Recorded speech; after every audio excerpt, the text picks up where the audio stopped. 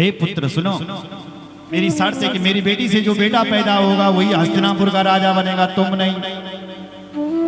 तो पितामह ने यानी शांतनु के पुत्र देवव्रत ने, गंगे ने यह शर्त स्वीकार करी कि मैं शादी नहीं करूंगा और ना ही मैं राजा बनूंगा, मैं नहीं बनूंगा। उसने कहा कि कल के दिन तूने विवाह कर लिया, तेरा पुत्र हो गया तो, और कहीं वो राजगद्दी पर बैठ गया। तब पितामह भीष्म ने यानी उस गंगे ने जमुना जी के तट पर निषाद के सामने कहा, ए निषाद, तो मेरी वाणी को इतना हल्का समझ रहा है क्या? ए निषाद, में भगवान सूर्य को साक्षी मान करके और यमुना जी के जल को हाथ में लेकर के प्रतिज्ञा करता हूं कि मैं हमेशा ब्रह्मचर्य व्रत का पालन करूंगा, और यदि मैंने कभी अपनी प्रतिज्ञा को तोड़ा तो मैं अपने पुरखों को, अपने पूर्वजों को अपना कभी मुंह नहीं दिखाऊंगा। ये मेरी कठोर प्रतिज्ञा है। और तेरी बेटी के गर्भ से जो बेटा पैदा होगा वही हस्तिनापुर का राजा बनेगा। जा। निषाद चरणों में गिर गया, सत्यवती का हाथ पकड़ा और राजा ये देवव्रत के पास दिया। और जब देवव्रत ये प्रतिज्ञा कर रहा था, सुनो जरा, तो आकाशवाणी हुई। बोलो, समय महाभारत की कथा, आकाशवाणी हुई और आकाशवाणी ने कहा, हे देवव्रत, आज तुमने भीषण प्रतिज्ञा कर दी है, आज से तुम्हारा नाम भीष्म हो जाएगा, क्योंकि तुमने अपने पिता के लिए भीषण प्रतिज्ञा करी, इसलिए तुम्हारा नाम भीष्म हो जाएगा। पितामह कहते हैं दादा को, दादाओं के परदादा हैं ये, इसलिए इनका नाम पितामह भीष्म। तो जब अपनी मां को लेकर के पिताजी के पास गए, पिताजी को दी कि निषाद नहीं दे रहा था अपनी बेटी को जो तुम्हें पसंद थी, पिताजी ये लो। पिताजी ने कहा इसका बाप नहीं देने वाला था, तूने क्या कर दिया? कहा मैंने प्रतिज्ञा कर दी, मैं राजा नहीं बनूंगा, ना ही विवाह करूंगा। बोले बेटा फिर तेरी मुक्ति कैसे होगी? अगर तू विवाह नहीं करेगा, तेरा पुत्र नहीं होगा, तो तेरी मुक्ति कैसे होगी? क्योंकि हे पुत्र, अपुत्रस्य गतिर् नास्ति, पुत्र के बिना तो गति नहीं, तेरी गति कैसी होगी? पितामह ने कहा, हे पिताजी, मुझे ऐसी सस्ती गति नहीं चाहिए जो बेटे के हाथों से हो। हे पिताजी, मैं तो अपनी मुक्ति के द्वार स्वयं अपने हाथों से खोलूंगा। मैं इतने सत्कर्म करूंगा, इतने सत्कर्म करूंगा कि मेरी मुक्ति के द्वार स्वयं खुल जाएगा। ऐसी सस्ती मुक्ति नहीं चाहिए जो पुत्र के हाथों से हो। पिताजी प्रसन्न हो गया और अपने बेटे को इच्छा मृत्यु का प्रदान दे दिया। हे पुत्र, अगर तू मेरे लिए इतनी बड़ी प्रतिज्ञा करता है तो मेरा भी प्रण है, जब तक तू नहीं जाएगा तब तक तेरी मौत ही नहीं होगी। इच्छा मृत्यु का वरदान सुन रहे माताओं सज्जन, इसलिए कह रहे हैं कि नंदी भी तो यही कह रहे हैं, हे पिताजी, मैं ब्रह्मचर्य व्रत का पालन करूंगा और महादेव का भजन करूंगा। मेरी माँ, हमारी जो उम्र है ना वो 120 वर्ष 5 दिन की है। सतयुग में जब लोग सतयुग में थे तो 1 लाख वर्ष की उम्र होती थी। सुन रहे हो? और जैसे ही त्रेता युग आया 10,000 वर्ष की उम्र, द्वापर आया 1000, और इस कलिकाल में व्यक्ति 120 वर्ष 5 दिन तक जिंदा रह सकता है धरती पर, अगर वो योग करे। आपको उम्र थोड़ी में, आपको श्वासें मिली हुई। इसलिए हमारे हर जगह पुराणों में कहा, जितस्वास, श्वास को जीतो। श्वास को जितना हो सके आप कम खर्च करवाएं। आप टेंशन ले लेते हैं, आपकी धड़कनें चलती, श्वासें चलती। आप मैथुन क्रिया ज्यादा करते हैं, इसलिए आपकी श्वासें चलती। श्वासें, जितस्वास, सांसों को जीतो। कुंभक के समान कोई प्राणायाम नहीं है, श्वासों को खींचो, जीतो।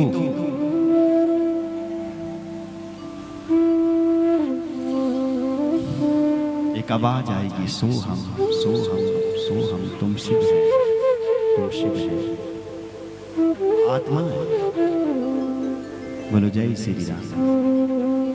कलयुग के लोग हैं, आलसी बने ना बने। सत्युग एक ऐसा युग था, एक बार बीज बोना था और कई बार काटते रहो। ये बार बार उनकी मेहनत थोड़ी नहीं करते थे सत्युग के लोग। एक बार धरती पर बीज बोलो, कई बार वो फसल होती रहेगी। जमती रही। उसके बाद जब त्रेता युग आया, एक बार फसल बो दो तो 7 बार उगती थी।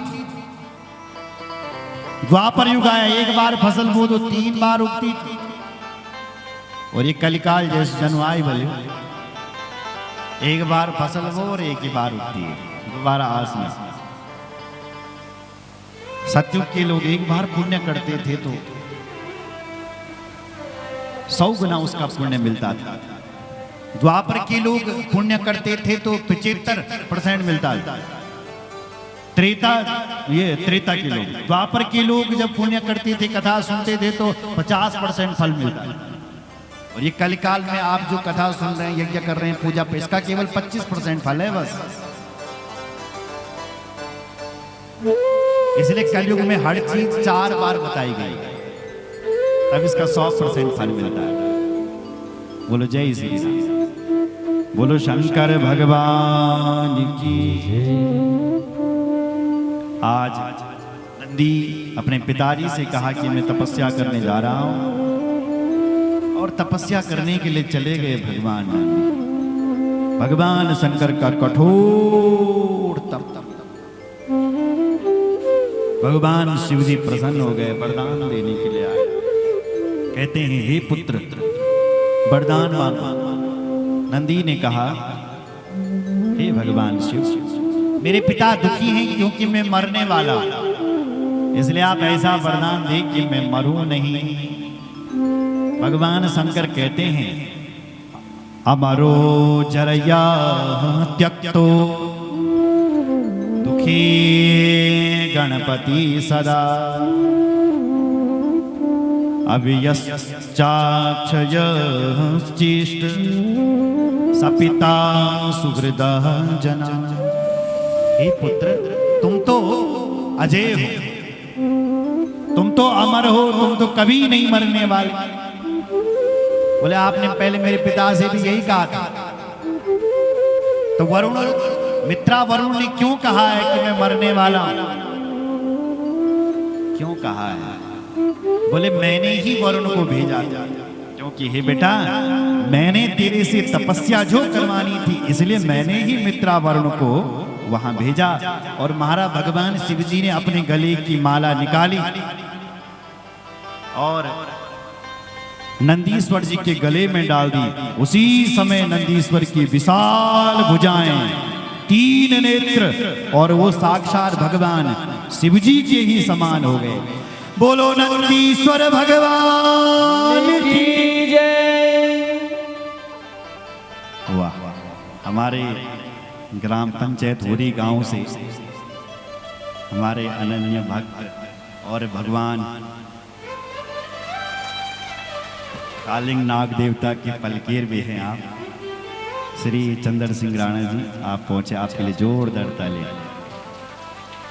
बोलो शंकर भगवान की जय। बहुत बहुत स्वागत।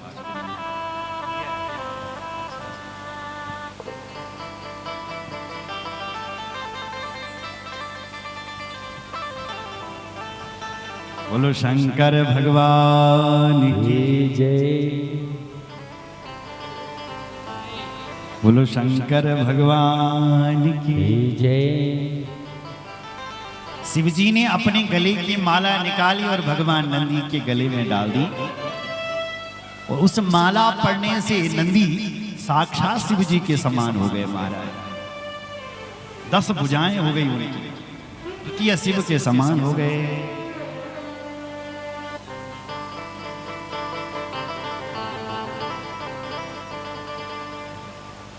तयाहं मालया विप्रा सुवया कंठशक्तया त्रक्षोदश भुजांश्चाशं द्वितीया इव शंकर। लिखा है कि नंदीश्वर द्वितीय शंकर के समान बन गए।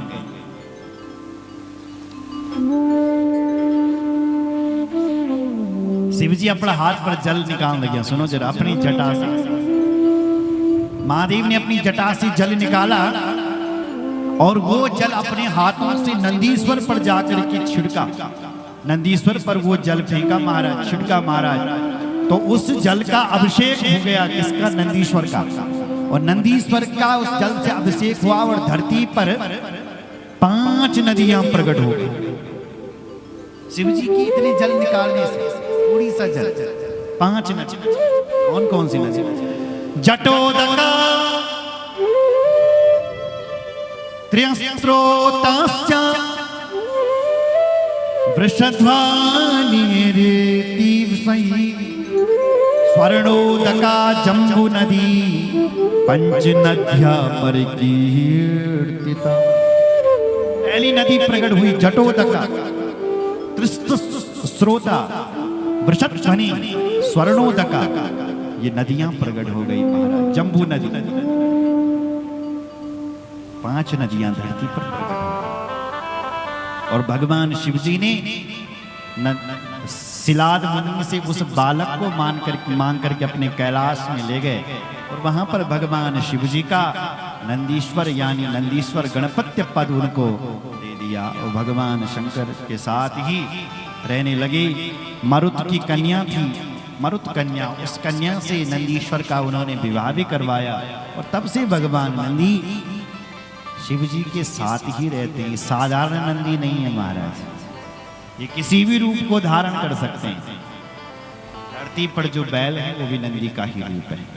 तो इस साधारण नंदी इनको नहीं समझना चाहिए। बोलो नंदीश्वर महाराज की जय, भक्त वत्सल भगवान की जय। कथाएं तो बहुत है साहब, समय बहुत कम है। अपनी गति से समय इतनी तेज चलता है। 4 बज गई, पता नहीं कब बज रही है 4। बोलो जय श्री राम। यहाँ बैठते ही समय का पता नहीं चलता है।